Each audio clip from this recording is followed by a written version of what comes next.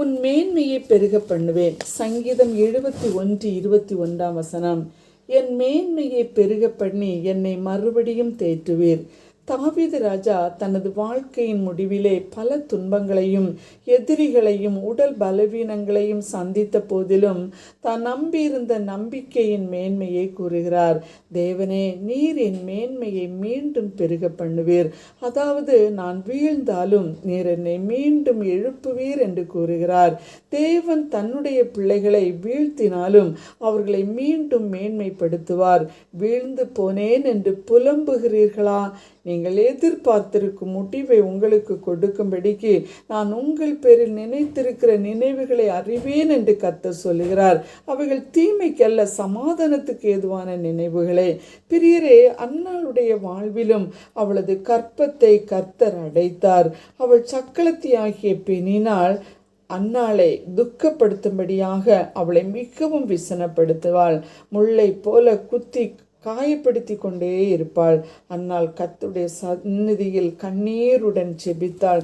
வெகு நேரம் தேவனோடு உறவு கொண்டாள். பிள்ளைகளை பெற்ற பெருமையோடு பெண்ணினாள் வாழ்ந்து வந்தாள். பெருமிதத்துடன் நடந்து கொண்டாள். பிள்ளை இல்லாத அன்னாளோ தன்னை தாழ்த்தி மன்றாடினாள். அன்னாளை கர்த்தர் தேற்றி அவளுடைய மேன்மையை பெருக பண்ணினார். அவளுக்கு மகனாக சாமுவேல் பிறந்தான். அவன் தேசத்தின் தீர்க்கதரிசியாய் கர்த்தர் உயர்த்தினார். நம்மளையும் தாழ்த்தி ஒப்பு கொடுப்போம். கர்த்தர் நம்மையும் நம் சந்ததிகளையும் மேன்மையாக பெருக பண்ணத்தக்க விதத்தில் ஆசீர்வதிப்பார். ஒப்பு கொடுப்போமா? ஆமென். செபிப்போம்.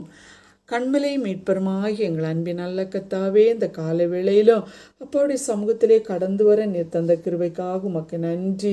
நீர் எங்களுக்கு தந்திருக்கிற மேன்மையை பிடுங்கத்தக்க விதத்திலே உலகத்திலே பல எதிர்ப்புகள் எங்களிலே கடந்து வந்தாலும் கூட எங்களை தாழ்த்தி கர்த்தருடைய சமூகத்திலே ஒப்பு கொடுக்கும் பொழுது, உடைய சித்தத்தின்படி வாழும் பொழுது நீர் எங்களை உயர்த்தி உன்னதத்தில் மேன்மைப்படுத்துகிற தகப்பனாக இருக்கிறீரே. உமக்கு நன்றி சுவாமி. இந்த அதிகால வேளையும் எங்களையும் எங்களுடைய குடும்பங்களையும் எங்களுடைய சந்ததிகளையும் ஆவியானவருடைய கரத்திலே ஒப்பு கொடுக்கிறோம். இயேசுவின் நாமத்தில் பிதாவே, ஆமென்.